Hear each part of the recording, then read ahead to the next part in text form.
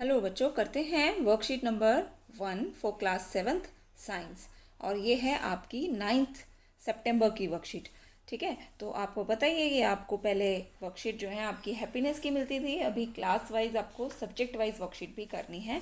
और वेडनेसडे को आपकी साइंस की वर्कशीट मिलेंगी आपको, और आपको इस चैनल पर आपकी सारी वर्कशीट्स मिल जाया करेंगी। ठीक है, तो चलिए शुरू करते हैं। ये जो आज की वर्कशीट है, इसका चैप्टर जो है वो है मोशन एंड टाइम। ठीक है, चलिए शुरू करते हैं। Some objects are static, they do not move. तो कुछ ऑब्जेक्ट्स जो होती हैं वो स्टेटिक होती हैं। हम मोशन के बारे में बात कर रहे हैं। मोशन होता है मूवमेंट, ठीक है, और स्टेटिक का मतलब होता है कि कोई मूवमेंट ही नहीं हो। तो दे डोंट मूव, वो हिलती ही नहीं है अपनी जगह से। जैसे कि ट्रीज हो गए, मोबाइल हो गया, टीवी एट्सेट्रा। ये चीज़ें जो हैं, जब हम इनको टीवी को एक स्थान से दूसरे स्थान पर रखना चाहेंगे तो वो हिलेगा, अदरवाइज वो अपने हिसाब से अपने मर्जी से हिल नहीं सकता, है ना। इसी तरीके से ट्रीज होते हैं, और इस तरीके से बहुत सारी और चीज़ें हैं। While some objects can move from one place to another. लेकिन कुछ ऐसी चीज़ें होती हैं जो एक स्थान से दूसरे स्थान पर जा सकती हैं, और उन्हें कहते हैं हम कि वो मोशन में हैं, वो मोशन कर रहे हैं, मूवमेंट कर रही हैं। तो they are said to be in motion, such as bus, car etcetera. तो बस हो सकती हैं, कार हो सकती हैं, और सारे व्हीकल्स हो सकते हैं, और हम खुद भी हो सकते हैं, एनिमल्स हो सकते हैं, बर्ड्स हो सकते हैं, क्योंकि वो मूवमेंट करते रहते हैं। ठीक है, अब मूवमेंट कैसे हो सकती है? मूवमेंट दो तरह की हो सकती है, या तो वो स्लो होगी या फिर फास्ट होगी। तो motion of objects is slow while that some of others is fast. तो कुछ चीज़ें जो होती हैं वो तेज़ चलती हैं और कुछ धीरे चलती हैं। ठीक है, इसी के ऊपर स्लो और फास्ट पर ही आपको ये क्वेश्चन दिया हुआ है। इसमें आप इस पिक्चर को देखेंगे, यहाँ आपको साइकिल दिखेगी, स्कूटर दिखेगा और कार दिखेगी। इसमें से आपको फाइंड आउट करना है विच moves fast in comparison between car and cycle. Car और साइकिल में से कौन तेज चल रहा है? तो देख रहे हो आप, साइकिल तो पीछे रह गई, कार की स्पीड ज़्यादा होती है, इसीलिए आप इसमें आंसर लिखेंगे कार। फिर है स्कूटर और कार। स्कूटर और कार में से भी कार आगे निकल गई है, तो यहाँ पर भी आंसर रहेगा कार। थर्ड में आप साइकिल और स्कूटर में से डिफरेंस कंपैरिजन करेंगे, तो साइकिल और स्कूटर में से कौन आगे है? स्कूटर आगे है, तो आंसर रहेगा बच्चों इसमें स्कूटर। ठीक है, तो ये आपका फर्स्ट क्वेश्चन। नेक्स्ट क्वेश्चन में आपको दी हुई है 3 पिक्चर्स, और उसी पर बेस्ड है आपका क्वेश्चन। 3 पिक्चर्स में से आप देख रहे हो कि ए बी सी जो है इस पहली पिक्चर में सेम लेवल पर है, सेम ही दूरी पर। और इसमें अगली जो फोटो है उसके अंदर आप देख रहे हो बी थोड़ा सा आगे निकल गया, लेकिन थर्ड में आप देख रहे हो कि ए ने इस रेस को जीत लिया, वो जीत गया है। क्वेश्चन क्या है कि distance moved by objects in a given time can help us to decide which one is faster और स्लोअर। किसी भी दूरी को तय करने के लिए कोई वस्तु कितना समय लेगी, अगर वो कम लेती है या ज़्यादा लेती है, तो उससे हम पता लगा सकते हैं उसकी चाल कितनी है, उसकी स्पीड कितनी है। ठीक है, तो observe the race in above 3 pictures and write who is running fast among A B C. इस पिक्चर से आपको बताना है कि ए बी सी में से कौन तेज दौड़ रहा है। तो आप बताएंगे A is moving fast, A is running fast. क्यों? क्योंकि उसने रेस जीत ली है, उसने कम समय में ये सारी दूरी तय कर ली। ठीक है, ये आंसर लिखेंगे आप इसमें। नेक्स्ट जो क्वेश्चन है, one who takes the shortest time to cover the same distance has the highest speed. जो सबसे कम समय लेगा उसी की हाईएस्ट स्पीड समझी जाती है। अब ये जो स्पीड है बच्चों, इस स्पीड के लिए हमें एक फॉर्मूला भी दिया हुआ है, और इसकी डिफिनेशन जो है वो आप ऐसे लिखेंगे, the distance covered by an object in a unit time is the speed of the object. तो स्पीड कैसे निकालते हैं? एक वस्तु के द्वारा। ठीक है, कोई भी चीज़ जब जितना ट्रैवल करती है, जितना डिस्टेंस कवर करती है, उसके डिवाइड में हम ले लेते हैं टोटल टाइम, कितना समय वो ले रही है। किसी भी दूरी को नापने के लिए वो कितना समय लेती है। ठीक है, ये हमें 2 चीज़ें चाहिए होती हैं, और हम स्पीड आराम से निकाल सकते हैं। ठीक है, जैसे मैंने इस पॉइंट से इस पॉइंट तक जाने में, ये जो पूरा डिस्टेंस है इस पॉइंट से लेकर इस पॉइंट तक, सब समझ लीजिए ये 600 मीटर है। ठीक है, और मैंने यहाँ टाइम लिया 60 सेकेंड का। ठीक है, तो मेरा आंसर क्या होगा, मेरी स्पीड क्या होगी? मेरे को स्पीड निकालनी है, तो मैं अपनी जो डिस्टेंस थी उसको डिवाइड कर दूंगी टाइम से, और मेरा आंसर निकल आएगा। ठीक है, इसी तरीके से आगे चलते हैं। मोशन, अब जो मोशन है वो कैसा हो सकता है? वो यूनिफॉर्म भी हो सकता है और नॉन यूनिफॉर्म भी हो सकता है। यूनिफॉर्म मोशन में क्या होगा, बिल्कुल यूनिफॉर्म रहेगा, कोई भी चीज़ इधर उधर नहीं सरकेगी। इसका मतलब क्या होगा कि वो जाएंगे तो स्ट्रेट ही, लेकिन एक कांस्टेंट स्पीड से जाएंगे। अगर वो 60 मीटर पर सेकंड की स्पीड से जा रहे हैं, 60 मीटर पर सेकंड का मतलब क्या है कि वो 60 मीटर हर एक सेकंड में ट्रैवल कर रहे हैं। ठीक है, अब तो 60 मीटर से आप पहुंच रहे हैं यहाँ तक, और पूरे रास्ते आपको रास्ता बिल्कुल साफ मिला और आपने इसी स्पीड से इस पूरे रास्ते को कवर कर लिया। ठीक है, ये कौन सा मोशन होता है, ये यूनिफॉर्म मोशन होता है, कांस्टेंट स्पीड रहनी चाहिए। लेकिन जब हम नॉन यूनिफॉर्म मोशन की बात करते हैं, उसमें क्या होगा बच्चों, speed of an object moving along a straight line keeps changing. इसमें क्या होता है नॉन यूनिफॉर्म मोशन में, इसमें स्पीड बदलती रहती है। जाना यही था, ठीक है, दूरी उतनी ही थी, लेकिन कभी हम तेज़ चला रहे थे, ठीक है, लेकिन फिर हमें स्लो करना पड़ा, बिल्कुल स्लो, क्योंकि वहाँ जाम लगा हुआ था, है ना, बहुत धीरे धीरे हम चल चल के पहुँचे, फिर आगे हमें जाम नहीं मिला तो हम फिर से तेज़ पहुँच गए। तो ये क्या हुआ, यहाँ पे आप पहुँचे तो हो, सेम दूरी भी है, लेकिन आपकी जो स्पीड है, स्पीड जो है वो चेंज हो रही थी। ठीक है, कभी मंदी हो रही थी, कभी ज़्यादा हो रही थी। ये हो गया नॉन यूनिफॉर्म मोशन। नेक्स्ट है, अब आपके क्वेश्चंस आ जाते हैं। Khushi and Soni are the two sisters, दोनों बहनें हैं, एक ही स्कूल में जाती हैं। खुशी reaches the school in 12 minutes, खुशी जो है वो 12 मिनट में पहुंचती है और सोनी 15 मिनट में पहुंचती है। आंसर आपको बताना है कि who moves fast and who moves slow, कौन तेज चलता है और कौन धीरे चलता है। तो कैसे पता करेंगे, अभी हमने बात की कि जो सेम दूरी को, सेम डिस्टेंस को ट्रैवल करने में कम समय लेगा वही तेज चल रहा है। तो कम समय किसने लिया, 12 मिनट का समय खुशी ने लिया। तो आप आंसर लिखेंगे बच्चों, खुशी, आंसर में लिखिए खुशी moves fast and Soni moves slow. ठीक है, तो टाइम से हम, इसमें मेन पॉइंट क्या है कि आप टाइम से पता कर सकते हो कि कौन तेज़ चल रहा है और कौन धीरे चल रहा है। लेकिन टाइम, सिर्फ टाइम से जब पता चल सकता है जब हमारी दूरी जो है वो दोनों केस में सेम हो, दोनों ने सेम ही दूर जाना था, दोनों ने स्कूल जाना था। इसको नोट करिए इस आंसर को। आगे आपका क्वेश्चन नंबर 2 है, इनका जो स्कूल है वो 600 मीटर दूर है, यानी कि 600 मीटर वो दूर है, और ये कार से जाने में 60 सेकेंड का टाइम लेते हैं। What is the speed of the car, तो कार की स्पीड हमें बतानी है। तो चलिए करते हैं इस क्वेश्चन को। हमें पता है कि यहाँ वो जाते हैं अपनी कार से, ठीक है जी, सॉरी कार बना रही थी मैं, ठीक है, क्योंकि अब जो है ना हमें कार से जाना है।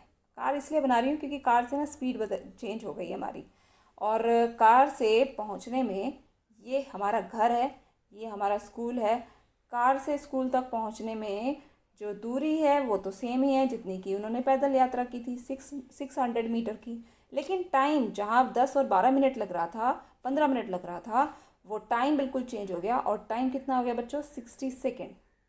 समझ आ गया। ये डायग्राम इसलिए बनाया है, ये आप अपनी कॉपी में भी बना सकते हो और इससे आपको अच्छे से समझ आएगा। लेकिन अभी हमें निकालना क्या है, अभी हमें स्पीड निकालनी है।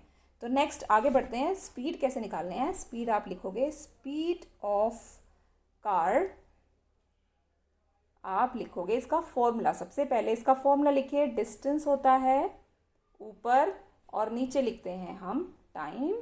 तो टोटल डिस्टेंस कितना है बच्चों, 600 मीटर डिस्टेंस है, और टाइम कितना लिया है, 60 सेकेंड। इसको कट करिए, ये काट कर आपको आंसर मिलेगा इसका 10 मीटर पर सेकेंड। ठीक है, आंसर कितना होगा, speed of the car 10 meter per second. ठीक है, तो 10 मीटर पर सेकेंड आपकी स्पीड हो जाएगी कार की। मीटर पर सेकेंड इसकी यूनिट होती है, जो लिखना बहुत ज़रूरी होता है, इसके मार्क्स भी कटते हैं। तो ये आपकी वर्कशीट है। अभी हम करेंगे इसे हिंदी मीडियम में।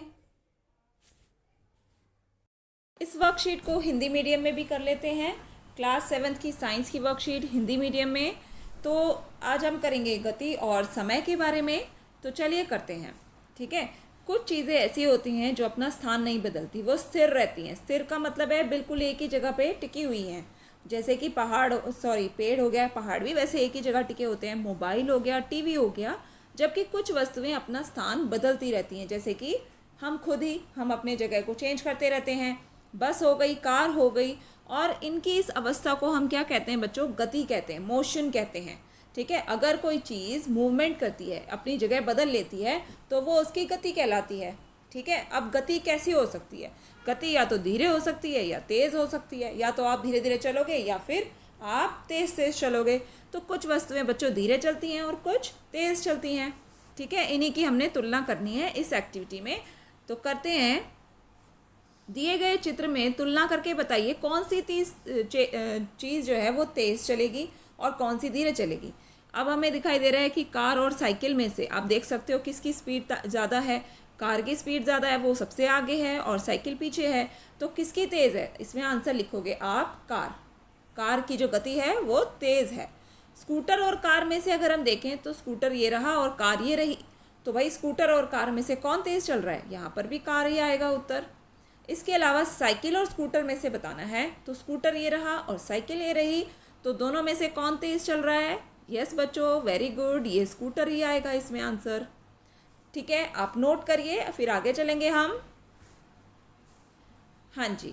तो अगला जो प्रश्न है हमारा, उसमें आपको दिया हुआ है एक निश्चित समय में वस्तुओं द्वारा तय करना यह पता लगाने में मदद करता है कि वो वस्तु धीरे चल रही है या तेज़ चल रही है।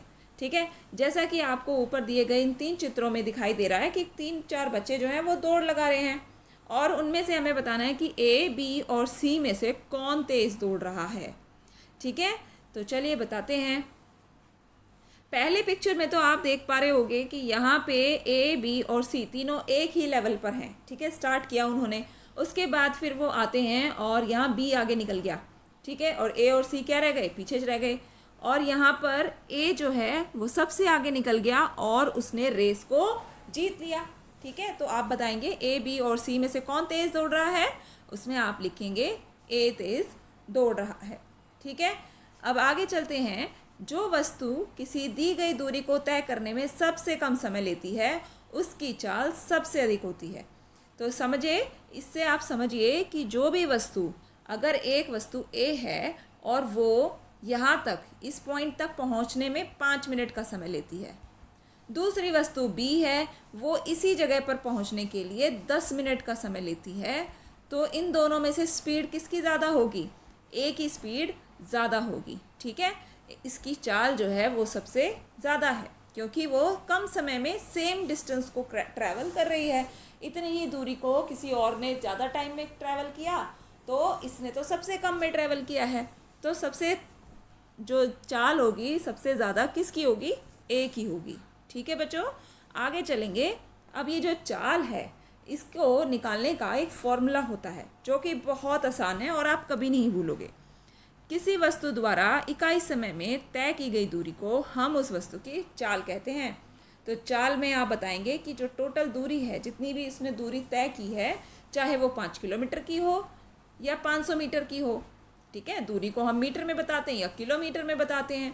तो तय की गई दूरी और नीचे आ जाएगा समय, यानी कि जितनी भी दूरी आपने चली है ना, उसको आप समय से भाग कर दीजिए। आराम से आप उसका आंसर निकाल सकते हैं, चाल निकाल सकते हैं। अब गति जो है, जैसे कि हमने अभी पढ़ा था कि या तो गति धीरे होती है या तेज़ होती है, तो अभी हम गति के बारे में पढ़ेंगे कि गति जो है वो एक समान भी होती है और असमान भी होती है। ठीक है। अगर किसी सरल रेखा की दिशा में वस्तु स्थिर चाल से चलती रहती है, जैसे कि कोई गाड़ी है और वो ए पॉइंट से बी पॉइंट तक बिल्कुल आराम से सीधे सीधे सीधे सीधे सीधे सीधे चलती चली गई, तो ये कौन सी गति हुई? एक समान गति हुई। लेकिन अगर असमान गति की बात करें तो किसी सरल रेखा की दिशा में वस्तु की अस्थिर चाल से गति, यानी कि इसमें आप बताओगे ए पॉइंट से बी पॉइंट तक वो गाड़ी गई तो है, लेकिन वो असमान गई है, असमान गति से। यहाँ तक तो वो गई बिल्कुल स्पीड में। ठीक है। और फिर वो धीरे धीरे, क्योंकि यहाँ पे जाम था और रास्ता टूटा फूटा था, तो उसको बिल्कुल धीरे गति से जाना पड़ा और उसको समय भी ज़्यादा लग गया। ये होती है बच्चों असमान गति। यहाँ पर सरल रेखा की दिशा में वस्तु की गति जो होती है वो अस्थिर होती है। सीधी भी जा रही होगी तो भी क्या होगा कि उसकी गति जो है वो अस्थिर होगी, कभी तेज़ हो गई स्पीड या कभी मंदी हो गई। ठीक है। अब चलते हैं प्रश्नों पर। खुशी और सोनी 2 बहनें हैं, दोनों एक ही स्कूल में पढ़ने जाती हैं। खुशी 12 मिनट में स्कूल पहुंचती है, जबकि सोनी 15 मिनट में पहुंचती है। ठीक है। तो दोनों में से कौन तेज़ चल रहा है और कौन धीरे चल रहा है? तो बच्चों आपको पता ही है कि जो सेम दूरी के लिए, समान दूरी के लिए जो बच्चा सबसे कम समय लेगा उसकी चाल सबसे ज़्यादा होगी। तो दूरी तो सेम ही है, दोनों बहनें एक ही स्कूल में जा रही हैं, एक 12 मिनट में पहुंचती है और एक 15 मिनट में। तो जो 12 मिनट वाली है यानी कि खुशी, ठीक है जी, तो खुशी ने कम टाइम लिया है, इसीलिए खुशी की चाल ज़्यादा है। तो आप लिखेंगे इस प्रश्न के उत्तर में कि खुशी तेज चलती है और सोनी धीरे चलती है। समझ गए बच्चों? प्रश्न नंबर 2 देखते हैं। इनका घर स्कूल से इनका स्कूल जो है ना वो घर से 600 मीटर दूर है। ये कार से 60 सेकंड में स्कूल पहुंच जाती हैं। कार की चाल क्या होगी? ठीक है, तो अब ये जाती हैं बच्चों कार से। पैदल देख रहे थे पहले तो हम, कार ज़्यादा सुंदर नहीं है, कार पे ध्यान ना दें, बस आप क्वेश्चन पे ध्यान देंगे बच्चों। इनका जो स्कूल है वो 600 मीटर की दूरी पर है। यहाँ से वो पहुँचते हैं स्कूल, ये आपका स्कूल है। ये कितनी दूरी पर है? 600 मीटर की दूरी पर है। और ये जो टाइम लगता है ना यहाँ से यहाँ तक, घर से स्कूल तक पहुँचने में, वो इनको लगता है बच्चों 60 सेकंड। अब हमें क्या निकालना है? कार की चाल निकालनी है। चाल का भी हमने फॉर्मूला किया था कि चाल बराबर होता है दूरी बटे समय, ठीक है। और दूरी हमने कितनी ली है? 600 मीटर। और टाइम कितना है बच्चों? 60 सेकंड, ठीक है। अब इसको अगर आप भाग करोगे तो ये आ जाएगा आपके पास 10 मीटर पर सेकंड, ठीक है बच्चों। ये आपका उत्तर हो जाएगा, बराबर करके आप लिख दीजिए। ये समझ आया आपको चाल कैसे निकालते हैं? दूरी चाहिए और समय चाहिए, उनको भाग कर दीजिए, आपको उत्तर मिल जाएगा, ठीक है। तो मिलेंगे आपसे अगली वर्कशीट में, तब तक के लिए बाय बच्चों। Thanks for watching. लाइक करना मत भूलना।